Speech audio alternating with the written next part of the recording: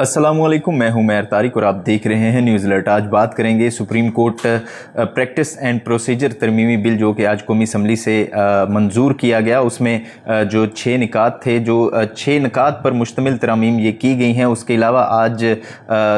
Supreme court के ही हवाले से पार्लियामेंट के इजलास में मोहसिन दावड़ की जानिब से एक और बिल पेश किया गया जिसे मंजूर कर लिया गया और आज ये जो है वो मौजूए बहस है। और ये जो बिल पेश किया या तरमीम पेश की गई थी मोहसिन दावड़ की जानिब से, उसके हवाले से इस बिल को मंजूर भी कर लिया गया। और इसके मुताबिक जो आज से कबल जितने भी उसको नोटिस चीफ जस्टिस साहिबान की जानिब से लिए गए थे, उस पर जो है वो दोबारा से अपील का जो है वो इख्तियार हासिल होगा जिनके खिलाफ ये फैसले आए थे। और उनमें अगर बात की जाए तो सबसे पहले नवाज शरीफ का नाम सामने आ रहा है। इसके अलावा जहांगीर तरीन और यूसुफ रज़ा गिलानी भी अब अहल होंगे कि वो अपने अपने केसेस जिनमें उनको नाअहली का सामना करना पड़ा था वो दोबारा सुप्रीम कोर्ट के सामने अपीलों की सूरत में रख सकेंगे। और इसमें ख़ास बात यह है कि ये सिर्फ वन टाइम प्रोविज़न है कि सिर्फ 30 दिन के अंदर जब ये बिल मंजूर हो जाएगा तो उसके बाद जो भी इस हवाले से केस फाइल करना चाहेंगे इसको नोटिस के हवाले से वो सुप्रीम कोर्ट के सामने ये अपनी अपीलें हैं वो रख सकेंगे, लेकिन सिर्फ एक वक्त के लिए। आज कौमी असम्बली के इजलास के हवाले से बात की जाए तो आज कौमी असम्बली के इजलास में supreme court practice and procedure तरमीमी bill पेश किया गया जिसे बाद में कसरत राय से मंजूर भी कर लिया गया। और इसके 6 अहम निकात हैं और इस बिल के तहत सुप्रीम कोर्ट के सामने हर मामले और अपील को कमेटी का तश्कील करदा बेंच सुनेगा और निपटाएगा, जबकि कमेटी में चीफ जस्टिस और 2 सीनियर तरीन जजेस होंगे और कमेटी का फैसला कसरत राय से होगा। यानी कि 3 जजेस इस कमेटी में शामिल होंगे और जिस हवाले से भी कसरत राय होगी वही फैसला जो है वो इंप्लीमेंट किया जाएगा सुप्रीम कोर्ट में बेंचेस बनाने के हवाले से और उसको नोटिस के हवाले से। इसके अलावा अगर बात की जाए आज के बिल की तो आइन के आर्टिकल 1843 के तहत मामला पहले कमेटी के सामने पेश किया जाएगा, यानी जो 3 जजेस सीनियर तरीन जजेस होंगे जिसमें चीफ जस्टिस शामिल होंगे, उनके बाद जो 2 सीनियर तरीन जजेस होंगे सुप्रीम कोर्ट के उनके सामने ये मामला रखा जाएगा और उसी के ऊपर जो है वो कमेटी बनाई जाएगी। और बुनियादी हकूक़ से मुतल्लिक अवामी अहमियत के मामले पर 3 या इससे ज़ायद जजेस का बेंच बनाया जाएगा। इसके अलावा आइन और कानून से मुतल्लिक केसेस में बेंच कम अज़ कम 5 जजेस पर मुश्तमिल होगा, जबकि बेंच के फैसले के 30 दिन के अंदर अपील दायर की जा सकेगी। दायर अपील 14 रोज़ में समाअत के लिए मुकर्रर होगी। इसके अलावा ज़ेर इल्तवा केसेस में भी अपील का हक होगा। फरीक अपील के लिए अपना मनपसंद वकील रख सकता है। इससे पहले अगर आपको बताया जाए तो जो अपील होती थी उसमें सिर्फ जो शुरू में आप वकील जो है वो नामजद करते थे या वकालतनामा जो वकील जमा करवाता था वही आखिर तक चलता था। उसके दरमियान जो है वो कानून के मुताबिक वकील चेंज करने की जो सहूलत थी वो मुयसर नहीं थी, लेकिन जो अब तरमीम की गई हैं उसके मुताबिक ये है कि आप केस के अंदर जो है वो वकील तब्दील करने की सहूलत रख सकते हैं। इसके अलावा हंगामी या अबूरी रिलीफ के लिए दरख्वास्त देने के लिए 14 रोज़ के अंदर केस समाअत के लिए मुकर्रर होगा। इसके अलावा अगर आज कौमी असम्बली के का जो सेशन था उस हवाले से बात करें तो आज कसरत राय से ये जो बिल था ये मंजूर कर लिया गया और वज़ीर कानून आज़म नज़ीर तारड़ ने ये कल जो था ये काबीना से मंजूर हुआ था बिल और उन्होंने इसी पे काम किया। और आज एक मामूली सी बहस हुई कौमी असम्बली में, क्योंकि कौमी असम्बली में जो अपोजिशन है यानी कि तहरीक इंसाफ के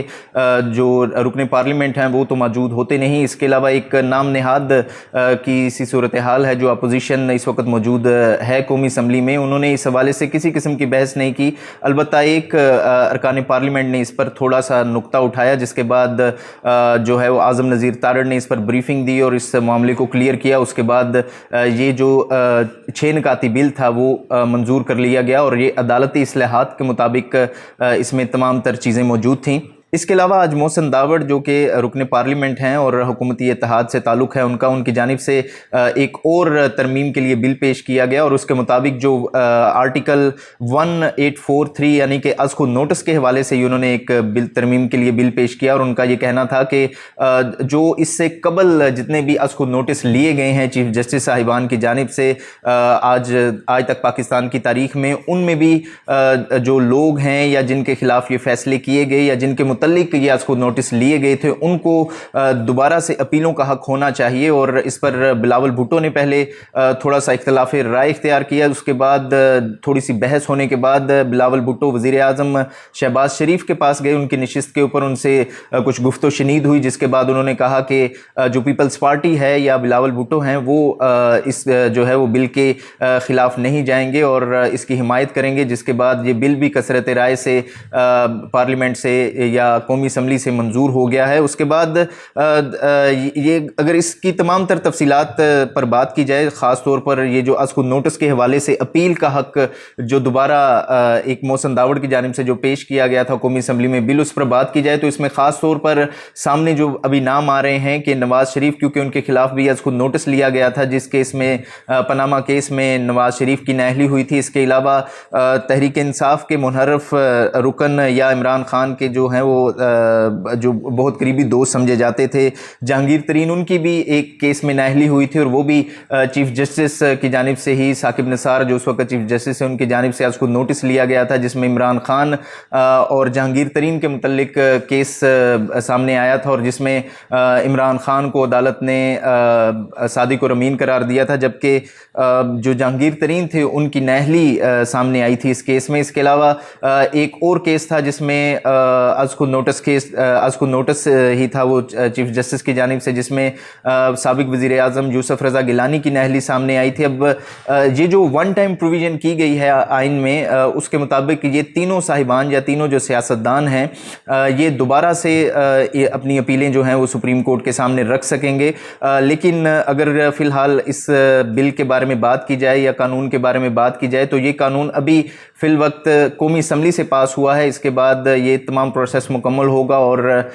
یہ ایوان بالا یعنی کہ سینٹ میں جائے گا، اور سینٹ میں بھی ممکنہ طور پر یہی خبریں سامنے آ رہی ہیں کہ سینٹ میں بھی کیونکہ حکومتی جو اتحاد ہے اس کی اکثریت ہے اور ہو سکتا ہے تھوڑی بہت بحث کے بعد یا گفت و شنید کے بعد سینٹ سے بھی یہ بل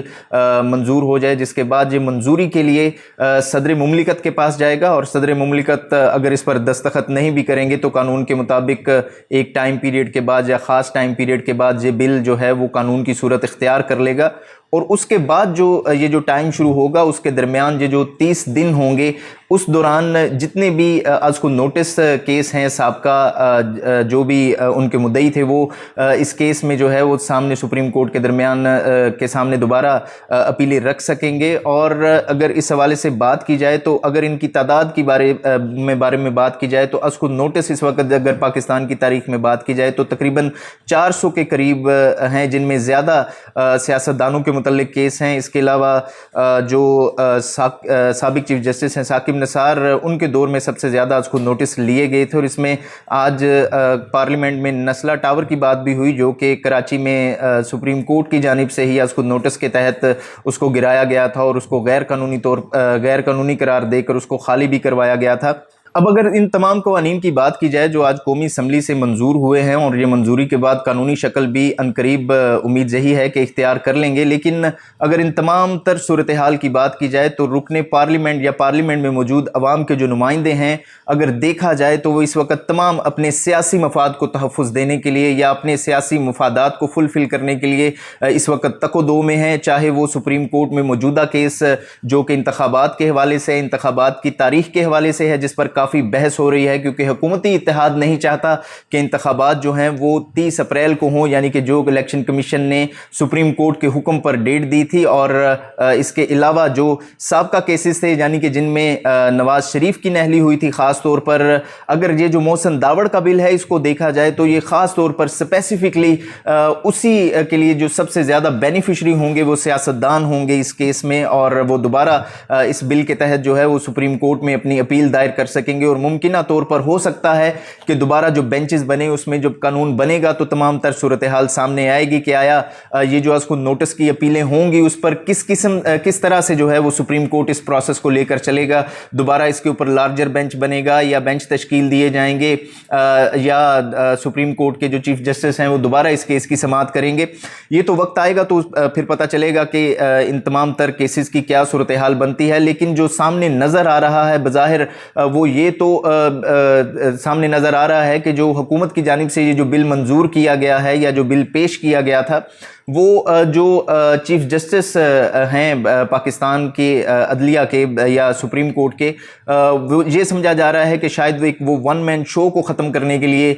یہ بل سامنے لے کر آیا گیا ہے، لیکن یہ وقت بتائے گا کہ اس سے جو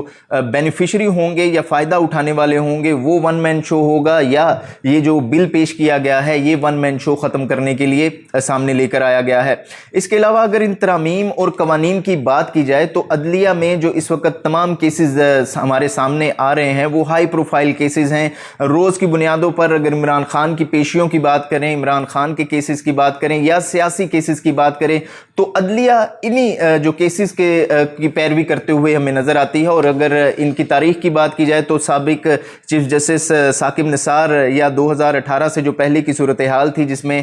پاناما کیسز تھے، تب سے لے کر آج تک ہمیں سپریم کورٹ کے اوپر یہی کیسز سامنے جو ہے وہ نظر آتے ہیں، اور سپریم کورٹ کے جو زیادہ تعداد میں جو ججز ہیں وہ انہی سیاسی کیسز کو نمٹاتے ہی نظر آتے ہیں۔ لیکن حکومت کی جانب سے یا حکمرانوں کی جانب سے کبھی بھی ایسی ترامیم نہیں سامنے لائی گئیں جس میں ایک عام آدمی کے لیے انصاف کی راہ ہموار ہو سکے۔ یہ وہی سیاستدان ہیں جن کی گاڑیوں کے نیچے آ کر